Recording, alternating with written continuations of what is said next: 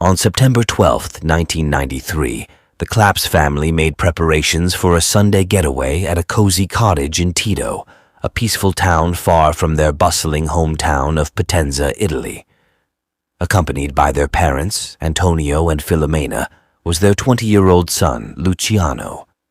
They eagerly awaited the arrival of their eldest son, 24-year-old Gildo Claps, and their younger daughter, 16-year-old Elisa Claps. The plan was for Elisa and her friend, Eliana D. Silis, to attend a church service in the town center before joining the rest of the family for lunch at the cottage. However, as time passed and the girls failed to return, Gildo grew increasingly concerned. Elisa was known for her punctuality and would always inform the family if she was running late. Soon after, Eliana arrived at the door, assuming Elisa had already made her way home. To everyone's surprise, Elisa was still missing. Worried, Gildo ventured into the town center in search of his sister. Despite the crowd near the church, Elisa was nowhere to be found. By 2 p.m., when Gildo and Elisa had still not returned, the rest of the family decided to return to Potenza to investigate the situation. They were shocked to discover that Elisa had gone missing. Gildo turned to Eliana for a detailed account of his sister's activities that morning. It was during this conversation that Eliana admitted she had not been entirely truthful. They had not attended the church service as planned. It had merely been an excuse for Elisa to meet with a 21-year-old dental technician student named Danilo Restivo. Despite coming from a respected family, Danilo was often the subject of ridicule, particularly from girls. Elisa, being a compassionate person, sympathized with him. However, she had made it clear that there could be no romantic involvement between them. On that particular day, she reluctantly agreed to meet him due to his insistence on presenting her with a gift to celebrate her success in passing her exams. Elisa and Danilo made arrangements to meet at the church precisely at 11:30 a.m. As the service concluded, Eliana patiently waited outside and unexpectedly bumped into another friend, Angelica. Unaware of Elisa's departure from the church, the girls assumed they had simply missed her amidst the bustling crowd. Since Danilo was the last person to have seen his sister, Gildo contacted him at home, demanding an explanation. Danilo clarified that their meeting lasted a mere 15 minutes, during which they conversed while seated at the altar. Subsequently, Elisa left the church while Restivo remained behind to engage in prayer, marking the final instance he laid eyes on her. Concerned by Elisa's prolonged absence, her brother Luciano personally visited Restivo. Danilo appeared visibly anxious and evasive in his responses. Luciano observed a substantial bandage on Danilo's left hand and inquired about its cause. Restivo explained that he had tripped at a construction site, resulting in the injury. He reiterated his lack of knowledge regarding Elisa's whereabouts. Elisa's family promptly reported her disappearance to the police, urging them to question Restivo. However, their plea was dismissed, and they were advised to return home and await Elisa's reappearance. Faced with uncertainty, Gildo returned to the church, only to find the door locked. He arranged for access and thoroughly searched the premises once more. Behind the altar, he discovered another locked door leading to the church's upper floor. Gildo requested access to this door as well, but was informed that only the priest, Father Domenico Sabbia, possessed the key. Unfortunately, Father Sabbia had departed for a spa resort for a few days. 2 days later, with still no news of the girl, the police finally interviewed Danilo. He claimed that Elisa was discontented at home and expressed a desire to flee to Naples, although he attempted to dissuade her from pursuing this idea. He maintained his account that she left the church after their brief conversation, while he remained behind. The mention of the gift for Elisa was omitted by him, but he did mention seeking her advice about another girl named Paola, whom he wanted to go out with. After their conversation, he made his way home through a construction site where he had previously been with Paola a few days ago. Unfortunately, he had a fall from an unfinished escalator and ended up cutting his hand. The detectives had doubts about the truthfulness of Danilo's statements for a few reasons. Firstly, he seemed surprisingly precise in his accounts. Secondly, there was no evidence to suggest that Elisa had any intentions of running away from her loving family. Lastly, it was unclear how he managed to only injure his hand and not break his glasses after falling headfirst from the under-construction escalator. The police decided to visit the Restivo family's residence and requested to see the clothes that Danilo had worn on that particular day. However, Danilo's father refused to cooperate without a warrant. As a result, the police left empty-handed, convinced that Restivo was concealing something, and proceeded to check his name in the database. It was discovered that he had previously encountered legal troubles at the age of 14 when he assaulted other boys he was playing with. But that wasn't all. Several months ago, 3 female students who lived near his house accused him of stalking. He seemed to derive pleasure from instilling fear in girls by making unsettling phone calls to their homes, describing their attire, or playing them terrifying music from the horror movie Profondo Rosso. Investigators were also informed about Danilo's peculiar habit of cutting strands of hair from strangers while using public transportation. Although the police had heard about these incidents, they unfortunately couldn't gather enough evidence to directly link Restivo to them. Meanwhile, news of Elisa Claps's disappearance rapidly spread across the country, and the family received numerous prank calls from individuals claiming to have the girl and assuring her safety. The police dismissed most of these calls, but a few messages mentioning the sighting of a girl in a white Fiat Uno caught their attention. Elisa's friend, Angelica, disclosed that another admirer of hers, a 20-year-old named Eris Gega, was spotted in the city center on that particular day. Eris had recently arrived from Albania with his family. When questioned by the police, Eris denied being at the church and provided the names of friends who could vouch for his whereabouts. However, his friends not only failed to support his alibi, but also stated that he was indeed in the city center on the day Elisa went missing. Adding to the suspicion, Eris drove a white Fiat Uno, the same type of car that multiple witnesses claimed to have seen Elisa in on the day she disappeared. Furthermore, one witness identified Eris as the driver of that car. The doubts surrounding Eris's involvement intensified when Elisa's diary, which was missing several pages, was found. Forensic experts managed to reconstruct fragments of those pages and discovered that some words were written in Albanian. Eris was subjected to further questioning, during which his account changed multiple times. At one point, he even alleged that Danilo Restivo instructed him to deny their acquaintance. Eventually, Eris was charged with providing false testimony. In December, an anonymous call was made to the police, with the female caller claiming to have seen Elisa in Rome. According to her, Elisa had been assaulted and forced into a white Fiat Uno. Towards the end of the call, the voice pleaded, "Please help her and help me." The recorded call underwent analysis, yielding astonishing results.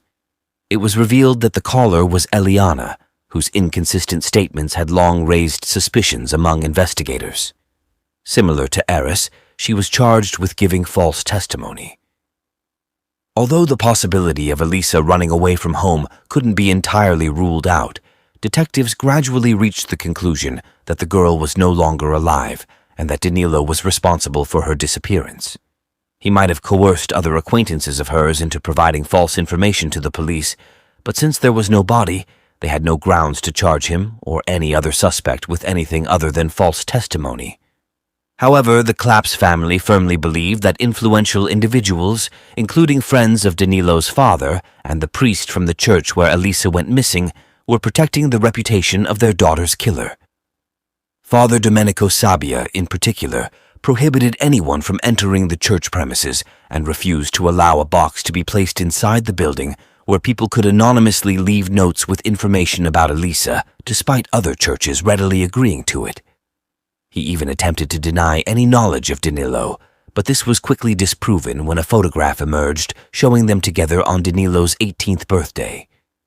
Based on all the evidence gathered, Danilo Restivo was eventually arrested for providing false testimony. He was found guilty and sentenced to 20 months in prison. After the trial, Gildo was astounded by the judicial system, questioning how someone could be convicted of false testimony without being compelled to reveal the entire truth. Nonetheless, Danilo served half of his sentence and was released, as the police had no further charges against him. Eliana and Eris were not found guilty of perjury by the judge, as they supposedly gave false testimony not to hinder the investigation, but out of fear for their own lives. On the second anniversary of Elisa's disappearance in Potenza, various rumors circulated, such as her being in the clutches of the mafia, having a secret relationship with a priest, or being sold by human traffickers. The family faced constant harassment from individuals demanding money in exchange for information about the girl. Despite the challenges, Elisa's relatives actively encouraged public interest in the case, and with the rise of the internet, they established a website to provide updates on the investigation.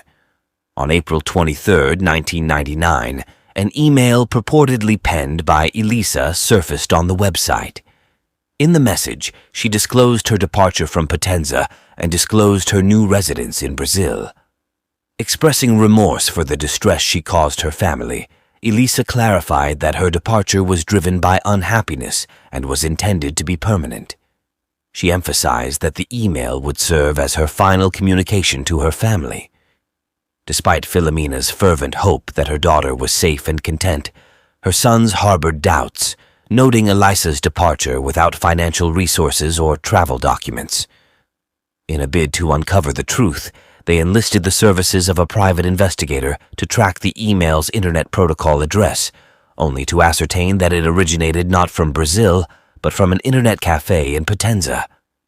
The cafe staff cooperated by providing a roster of patrons present on the day in question, revealing that Danilo Restivo was among them at the time the email was dispatched. Prompted by this revelation, Elisa's family promptly alerted the authorities and urged for Danilo's interrogation, suspecting his involvement in a scheme to mislead them into abandoning their quest for Elisa. Regrettably, they were informed that the investigative efforts had reached a standstill, leaving them with no further recourse. Bournemouth, a renowned seaside resort located on the southern coast of Britain, is situated approximately 2,000 kilometers north of Potenza. On the morning of November 12, 2002, the Barnett family's routine in Bournemouth commenced as usual.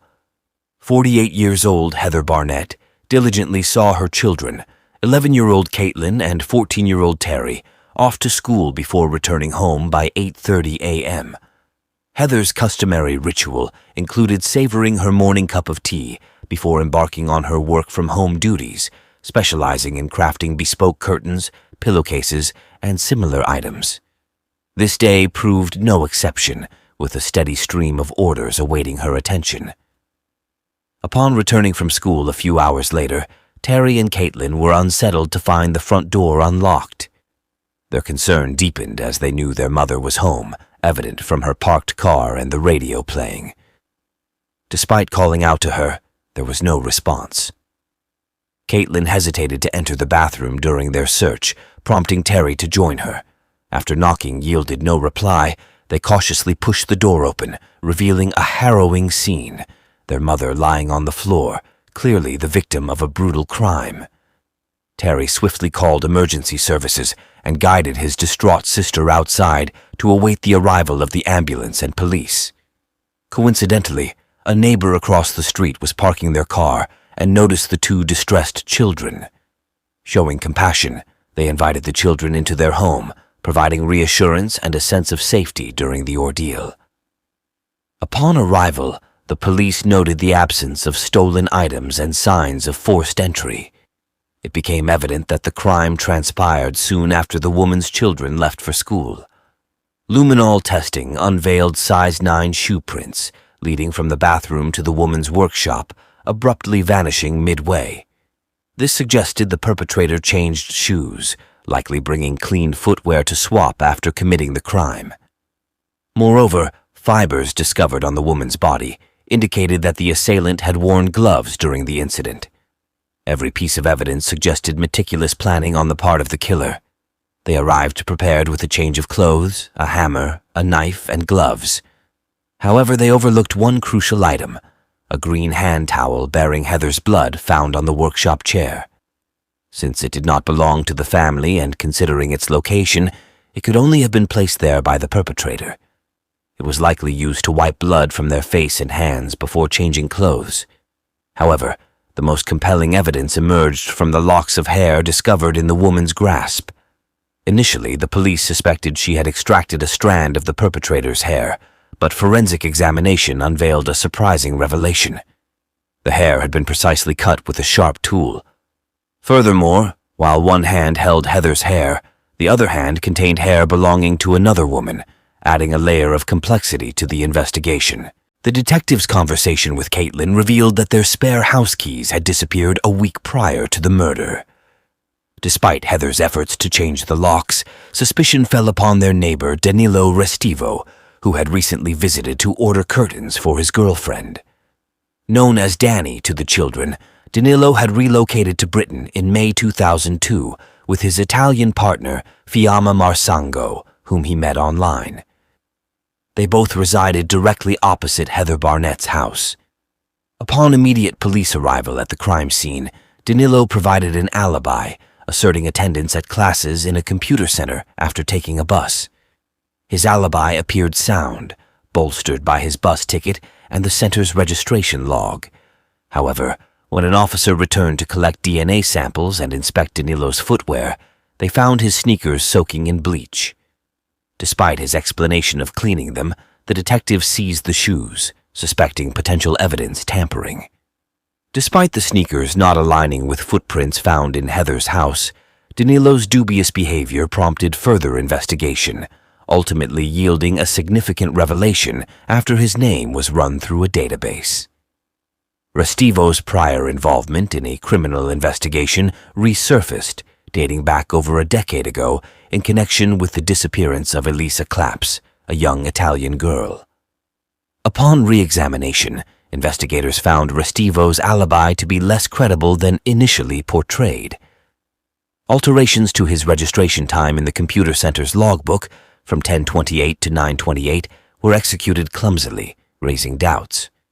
Although he possessed a bus ticket with the specified travel time, the possibility of him disembarking and returning to Heather's house remained plausible. Furthermore, surveillance footage captured a figure resembling Restivo crossing the road near Heather's residence at 9:24 a.m. Regrettably, due to poor video quality, precise identification proved elusive. Nevertheless, Restivo found himself once again at the center of suspicion, yet the evidence against him remained circumstantial. Collaboration with authorities in Potenza revealed Restivo's peculiar penchant for cutting locks of hair from unidentified girls, bolstering investigators' conviction regarding his potential involvement in the crime. In April 2004, law enforcement initiated surveillance on Danilo Restivo, uncovering another troubling pattern of behavior. Restivo frequented a secluded park near Bournemouth called Throop, where he would clandestinely observe girls jogging or walking their dogs from behind bushes. On May 12th, despite the warm weather, he was observed in the park wearing multiple layers of clothing, including waterproof pants, gloves, sunglasses, and a hooded sweatshirt concealing his face. His actions raised significant concern among police, who feared the potential for another murder. To maintain covert surveillance, uniformed officers approached Restivo under the guise of investigating car thefts in the park, requesting to inspect his belongings. During this encounter, police discovered what they described as Restivo's murder kit, containing a ski mask, scissors, gloves, wet wipes, garbage bags, and a large knife. Despite the alarming discovery, Restivo remained composed, offering an explanation that he had found the knife in the grass and intended to prevent children from harm.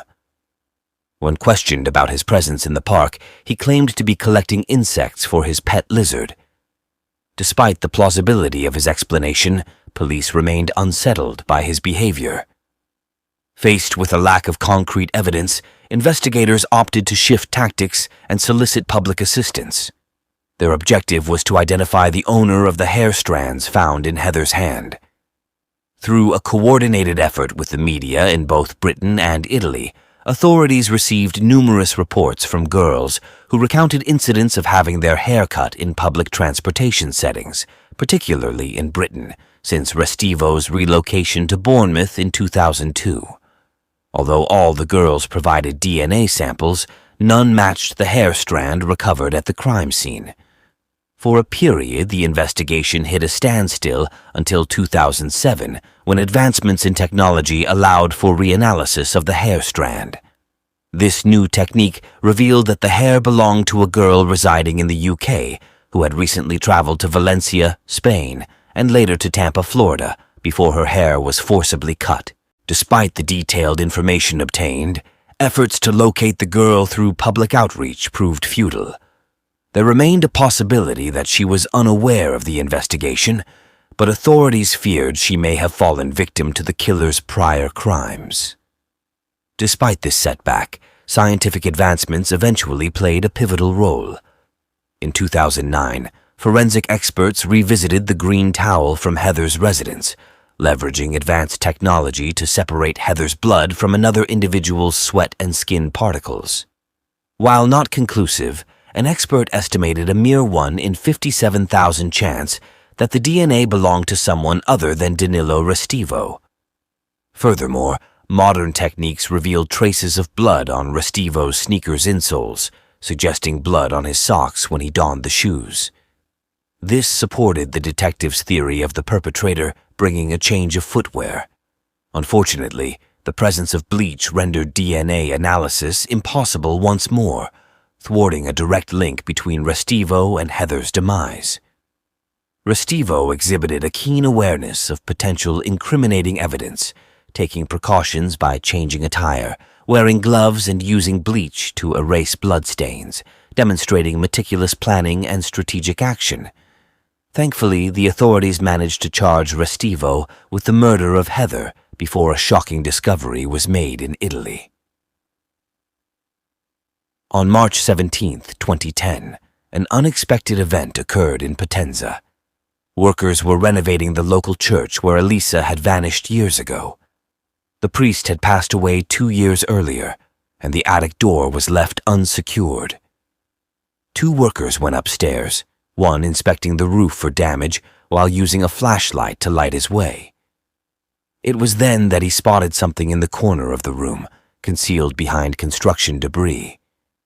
To his dismay, he realized it was a mummified body. The girl was identified by her shoes, glasses, and watch, all found on her remains. Elisa Claps was found in the very same church where she had disappeared 17 years prior. The forensic examiner later determined that she had died on the day she went missing, and her body had been moved and concealed. Evidence of violence was present on her body, but the most damning proof was the various strands of hair found in her hands and near her body. A sample of foreign DNA discovered on her body was sent for analysis to a professor in Rome. However, due to his connection to the church where the crime occurred, the investigation was conducted carelessly. He claimed that the DNA did not match Danilo Restivo. Yet upon re-evaluation by another laboratory, the DNA sample was a match to Restivo's DNA. The professor was suspended from his duties for 18 months, and Restivo was eventually apprehended on May 19, 2010. Following 5 hours of deliberation on June 30, 2011, the jury found Danilo guilty of Heather's murder. He was sentenced to life imprisonment with no chance of parole.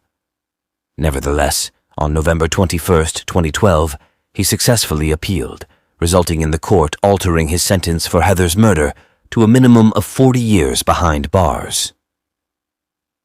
On November 11, 2011, Restivo received a 30-year prison sentence for the murder of Elisa Claps, despite his absence during the trial. Given Restivo's clear inclination towards murder, investigators deem it crucial to delve into his potential involvement in other unsolved crimes in both Britain and Italy. The most probable connection lies in the death of a 27-year-old North Korean student who was studying English in Bournemouth. On July 12, 2002, just 2 months prior to Heather's murder, Jong Ok Shin was walking home after spending time with friends. She was a mere 3 blocks away from Restivo's residence when an unidentified assailant inflicted a fatal injury upon her. OK Shin managed to defend herself by screaming and even informed medical personnel that the attacker wore a ski mask.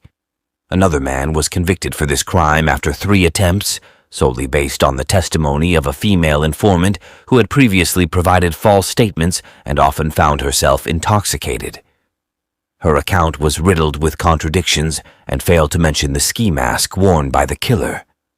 The physical resemblance between the 2 girls supports the theory of Restivo's involvement.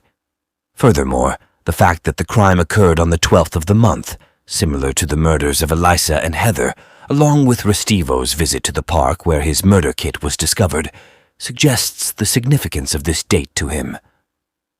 The wound on OK Shin's body matches the length of the knife found with Danilo in the park. Additionally, several strands of hair were found near OK Shin, although a hair salon was nearby, making it challenging to definitively determine their origin. Legally, OK Shin's case is considered closed, and Danilo Restivo has been officially charged with 2 murders. However, investigators firmly believe that there may be more victims. Elisa's body was meticulously concealed, while Heather was callously exhibited for her children to discover. Analysts suggest that this signifies a progression in the perpetrator, revealing an inability to cease his actions independently. Unlike conventional serial killers, he was viewed as an aberration, a madman who deviated from the usual characteristics of a ruthless, malevolent, unrestrained murderer. Rather, he was an individual who genuinely experienced regret and desired to be incarcerated indefinitely in order to avert harm to others. Despite his pleas for assistance, he received no response. The peaceful city of Ottawa, located in Canada, was shaken by a gruesome crime that occurred on May 3, 1975. The body of a woman, later known as the Nation River Lady, was discovered floating in the nearby Nation River. The detectives who arrived at the scene immediately recognized the signs of a horrifying homicide.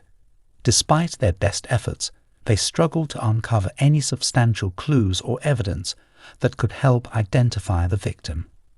As time passed, the case seemed destined to remain an unsolved mystery. However, advancements in technology decades later provided a glimmer of hope for a new generation of detectives. They embarked on a mission to unravel the identity of the Nation River Lady and uncover the truth behind her tragic fate. How did this woman end up in such a horrific condition in the river? The city of Ottawa, known as the Cultural and Diverse Centre of Canada, boasts of numerous national museums, renowned art galleries, and vibrant annual festivals. It is widely regarded as one of the best places to live in Canada, offering a high level of safety and well-being for its citizens. In fact, Ottawa is recognized as one of the safest cities in the country according to the Crime Severity Index, with a crime rate significantly lower than the national average. However, the heinous crime that occurred in 1975 challenged this reputation, leaving detectives perplexed for years. On that fateful day, a farmer stumbled upon the lifeless body of a woman floating in the Nation River near a bridge crossing on Highway 417, just 60 kilometers east of Ottawa, Ontario. Witnesses immediately alerted the Ontario Provincial Police, who swiftly arrived at the scene and recovered the body. An intensive investigation was launched to uncover the truth. It was determined that the remains had likely been in the waters since either the previous fall or early spring of that year. The body had been tightly wrapped in various pieces of cloth, towels, and rags, with the hands and feet bound using neckties. The investigators determined that the woman had been strangled to death using a television cable wire before being disposed of in the water. An examination of the remains revealed that she was estimated to be between 25 and 50 years old, had dyed reddish-blonde hair, and painted her fingernails and toenails pink. Despite numerous efforts to identify her, the investigators were unsuccessful. Consequently, She was designated as a Jane Doe and became widely known as the Nation River Lady. The detectives diligently investigated the case and scrutinized the evidence, but their efforts always reached a dead end. As a result, the investigation lost momentum and eventually went cold.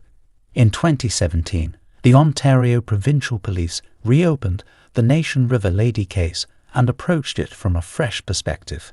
Collaborating with the forensics department, they created a 3D reconstruction of the victim, believing it would accurately depict her appearance. Over the following years, the police attempted to identify her using this 3D model, but their endeavors proved fruitless.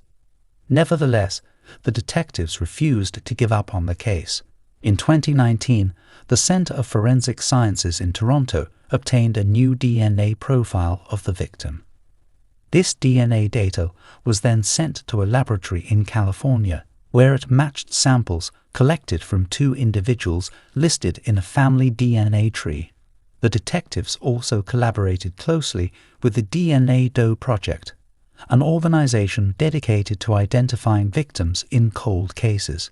In 2020, the organization uploaded the victim's DNA profile to genetic genealogy databases, leading to a breakthrough in the case.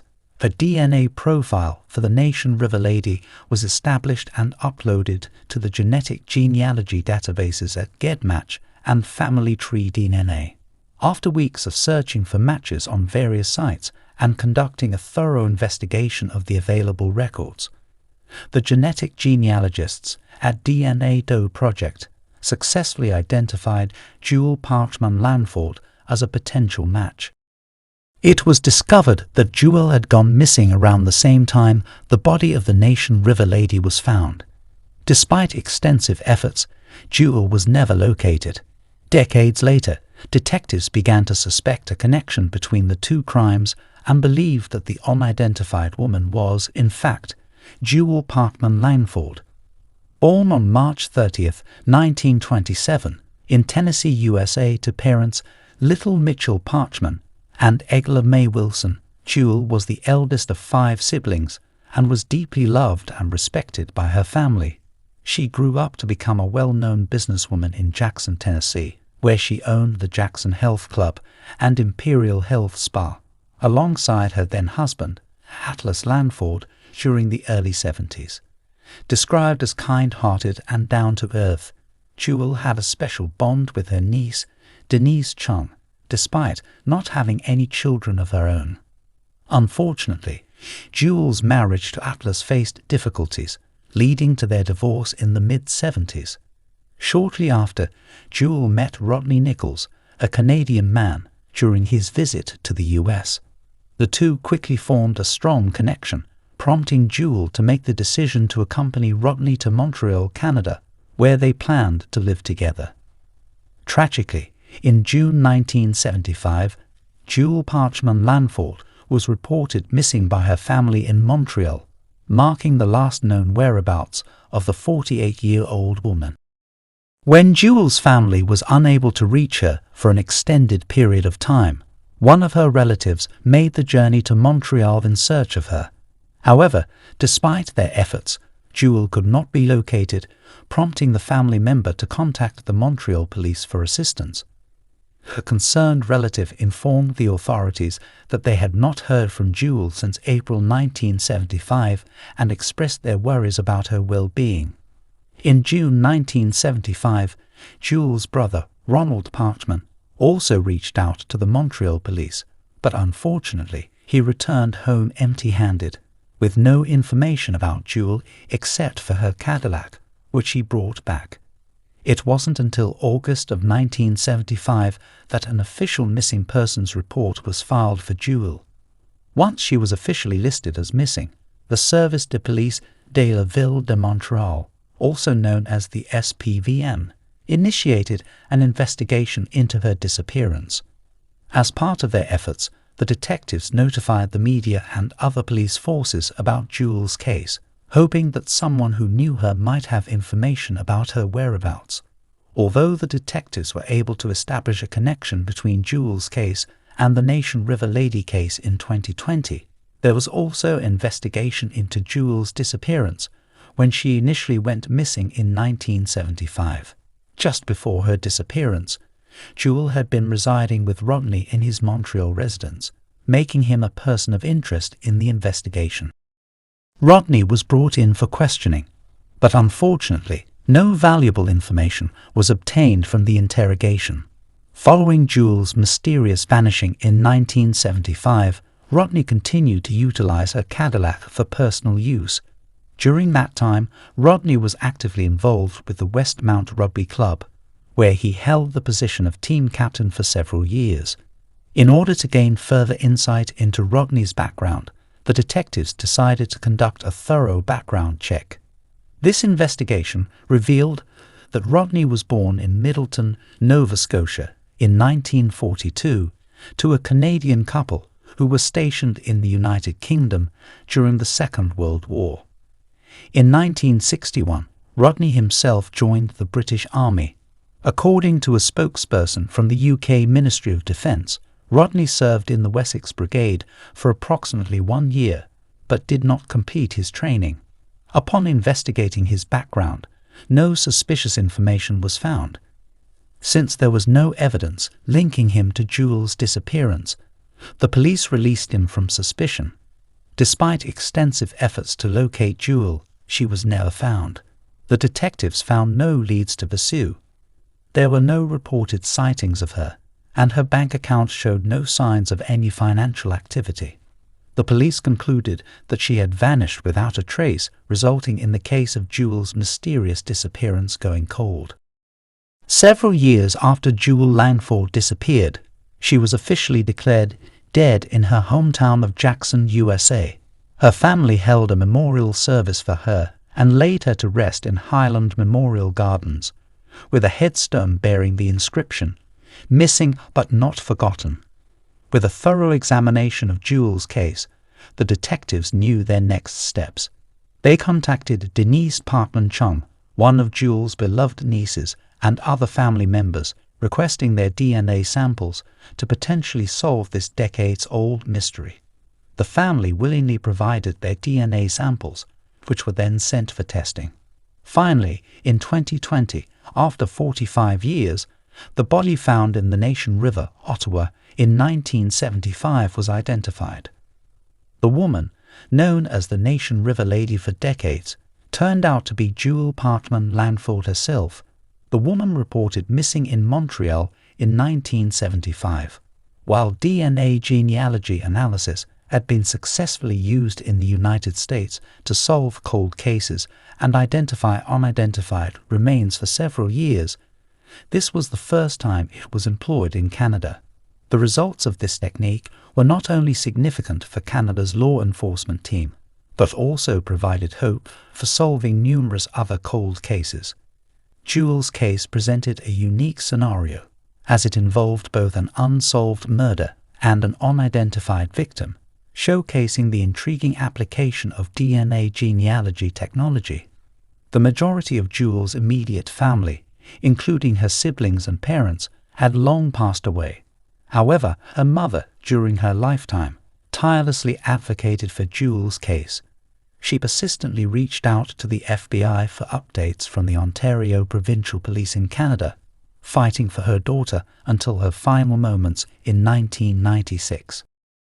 Denise, Jewel's niece, had no knowledge that the detectives were still actively investigating her missing aunt until she was approached to provide a DNA sample for testing.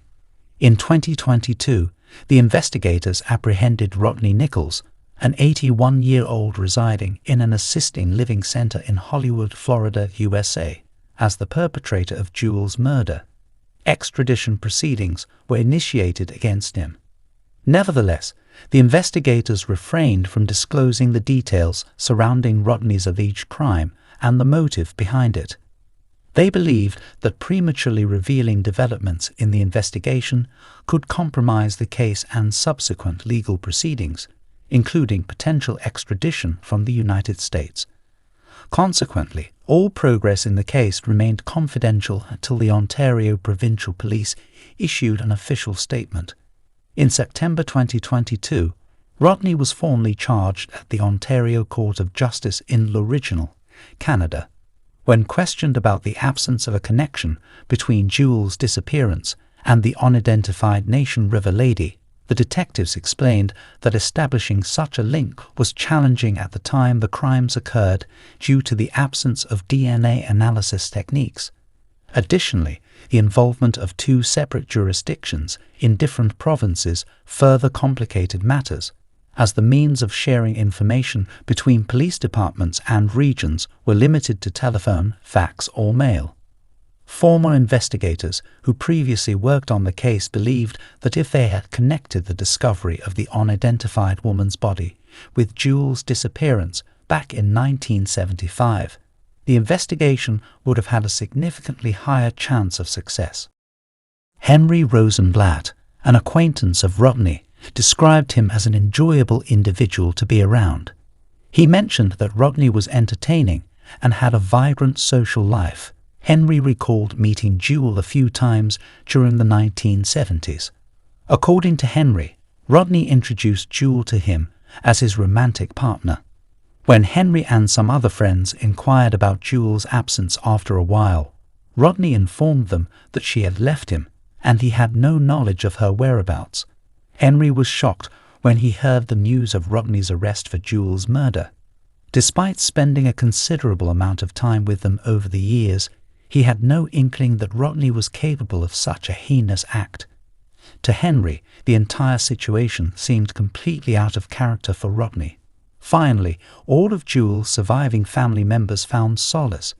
In March 2022, Jewel's remains were brought back to the United States. With the assistance of Highland Memorial Gardens and George J. Smith and Sons Funeral Home, the family held a small ceremony and laid Jewel's ashes to rest. Her headstone bore the inscription, "Finally home and at peace." The family was grateful to have Jewel's ashes returned, and now that she was back home, they could peacefully move forward, cherishing Jewel's memory forever. Denise, Jewel's niece, was quite young when her aunt went missing in 1975, but she still held fond memories of her and shared them with the detectives. Dennis described Jewel as a joyful and compassionate person who always lent a helping hand to her community. Jewel took care of herself and ensured the well-being of her loved ones. She had a vibrant personality and a deep love for traveling. Dennis vividly remembered the times when Jewel would take her shopping and buy her anything she desired. Dennis and her father, who happened to be Jewel's brother, provided assistance to Jewel and Atlas, who was Jewel's ex-husband, during the construction of their house. Dennis frequently visited the house to spend quality time with her beloved aunt. However, when Jewel departed for Montreal, Dennis was left in a state of anguish. As she grew older, she was eventually informed about her aunt's sudden disappearance, which deeply shattered her heart. Nevertheless, gaining knowledge about what had transpired with her aunt brought Dennis a sense of closure. The current situation regarding Rodney's potential arrest remains uncertain. Both the American and Canadian Departments of Justice have refrained from confirming whether an extradition hearing date for Rodney has been established, citing confidentiality. Consequently, Jewel's family, who have been patiently waiting for the past 48 years, will continue to seek further information and closure regarding Jewel's untimely demise, although they find solace in finally knowing the truth about Jewel's fate. They firmly believe that true closure can only be achieved once Rodney is incarcerated and facing the consequences of his actions. If the cases had been linked earlier, do you believe Rodney would have been apprehended much earlier? What could have driven Rodney to commit the heinous act of killing Jewel? What circumstances do you think might have unfolded between them that led Rodney down this path of sin?